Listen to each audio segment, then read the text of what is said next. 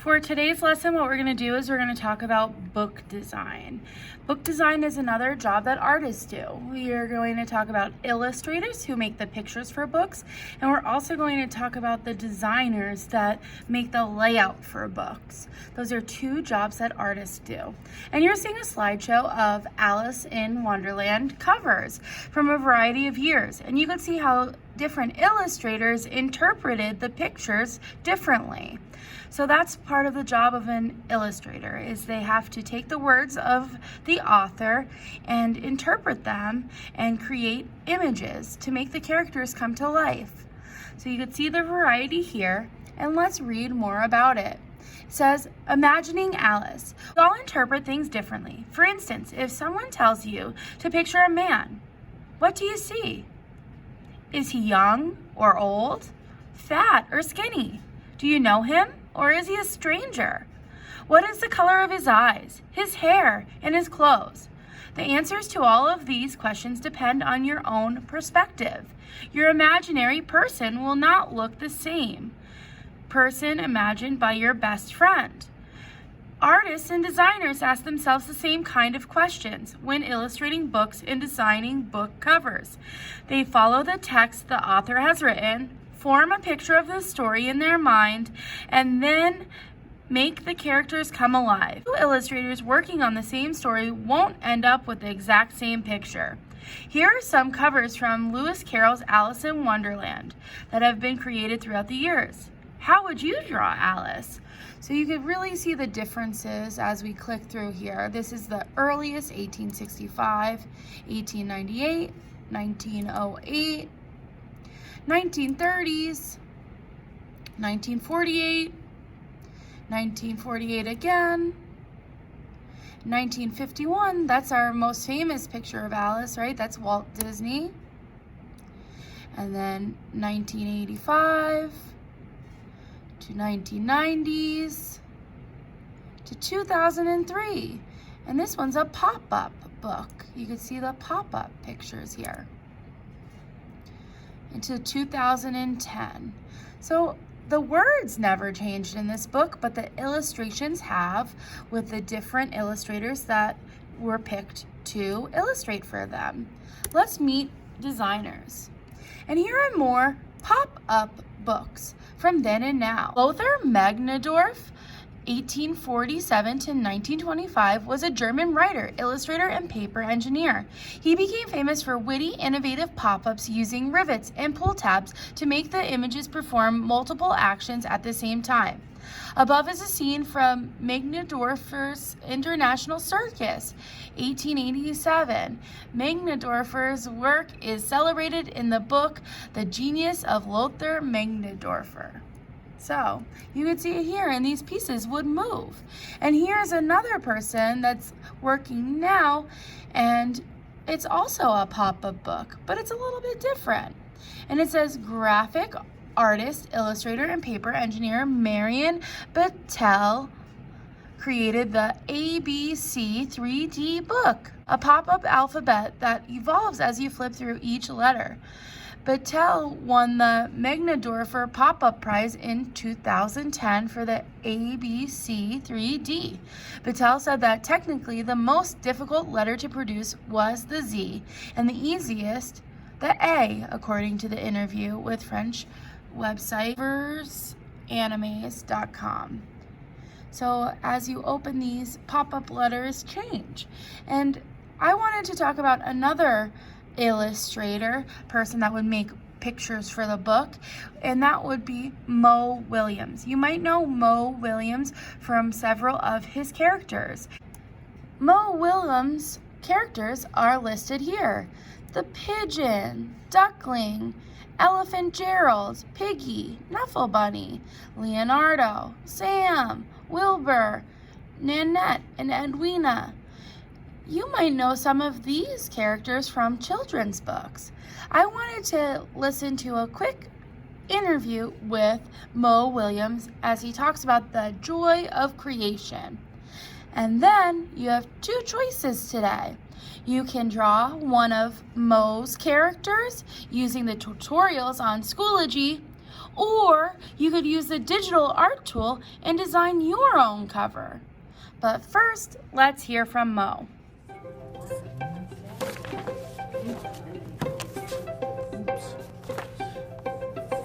I've had all these becauses in my life. Everyone has these moments that move them or push them into a direction to become the person that they are. Why I love art at all, why I love writing, why I love drawing, is not only that you get to show who you are authentically, you get to show something about the core of who you are, it's that you get to discover it.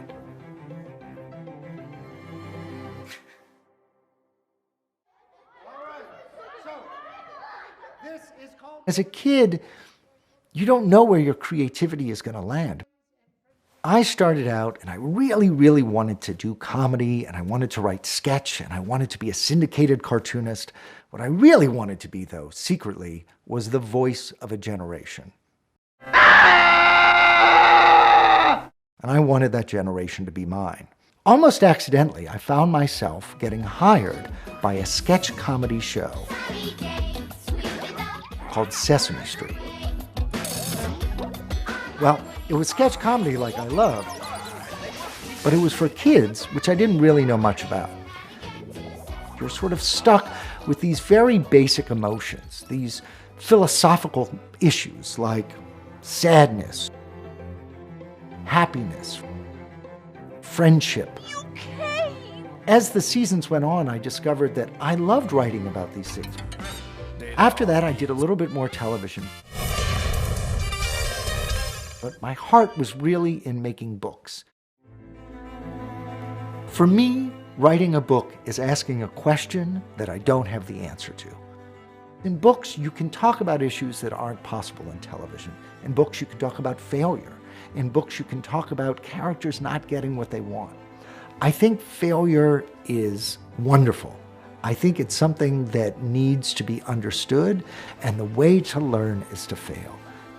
Everything that I do comes from a place of wanting to do something ridiculous.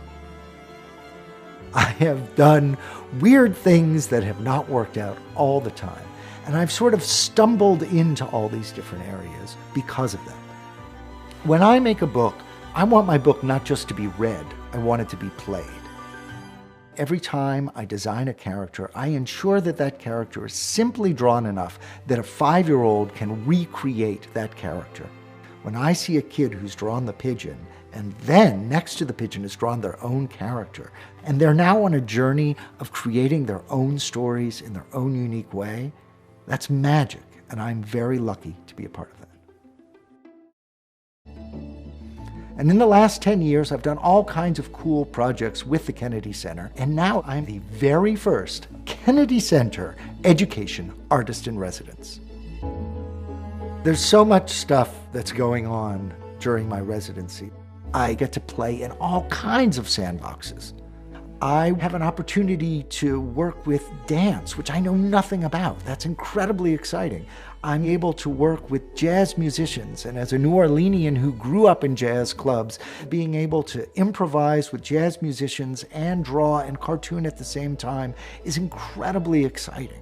And one of the projects that I'm doing is a celebration of Beethoven's 250th birth anniversary. And I am making 9 giant abstractions based on the symphonies that Beethoven wrote over a 24-year period, all of which will be performed by the National Symphony Orchestra. There are all these different ways that we get to touch creativity through the characters that I've created, and hopefully what the characters do is they bring a sense of ease, that there's nothing terrifying about them. We already know the pigeon, we already know Elephant and Piggy, we know Knuffle Bunny. So if we get to play with them in a new medium, that can be very exciting. So for myself, I am discovering ways to stretch, and I am also trying to discover ways to allow families, kids, and grown-ups to stretch similarly. I think a lot of people think of ideas as things you get, and that's not how ideas come. You grow ideas.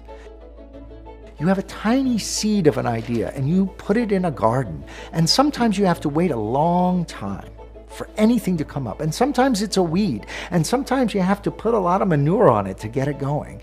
And sometimes it grows into something that's invasive, that doesn't work. But every now and then, an idea over time grows and it becomes beautiful and it bears an incredibly eccentric fruit. And that is the joy of creation. Now it's our turn to be illustrators. Let's go to the Schoology page to see our 2 options.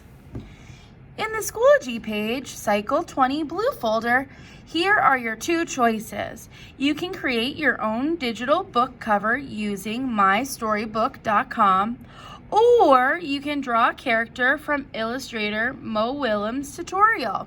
Inside this folder, you can see the link to the article we just read.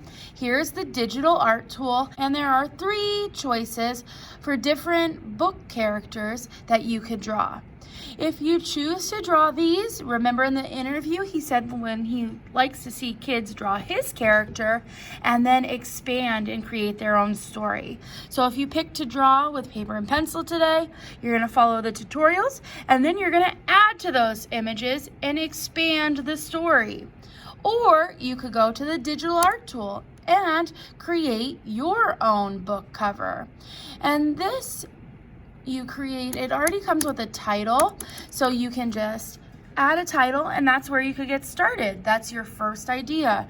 And my idea for a children's book would be Hot Dog and Cool Cat. And you're thinking, what? And this is a color wheel story. Like warm colors and cool colors. Now, an illustrator wouldn't want the title to be the whole size of the page, so what I would do is I can change the size of the font, and then I could change the font. Remember, that's the style of writing. How do I want it to look? And get it to the point where I fit it on the page, and then I'm going to change the alignment. And then I'm going to illustrate. I can illustrate by drawing, or I could use the Items tab to click through and find different images. You could even add your own images. So I'm going to do a cat, and to resize this, I just click on it until the boxes appear, and I could just click and drag and make it smaller. There's my cool cat. And let's get a hot dog. I don't think there's an actual dog, but maybe there is a hot dog.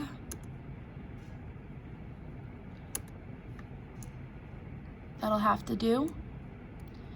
And I could arrange this how I would like to fill the space.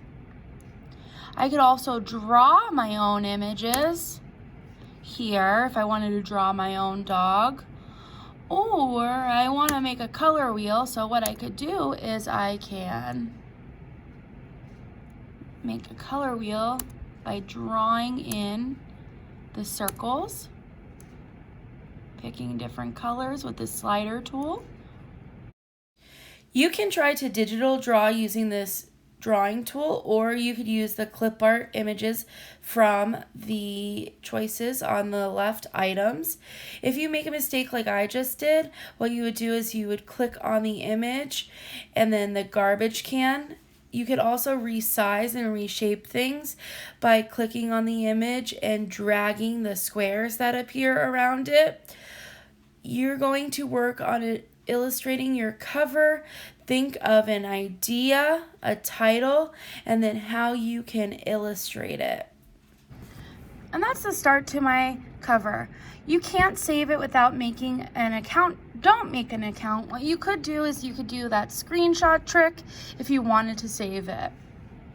Okay, it's your turn. Pick either the tutorial or the digital art tool and get started illustrating. If you want me to see your work, again, you could screenshot and send this to me, or you can take a picture and send it to Padlet. Can't wait to see what you make.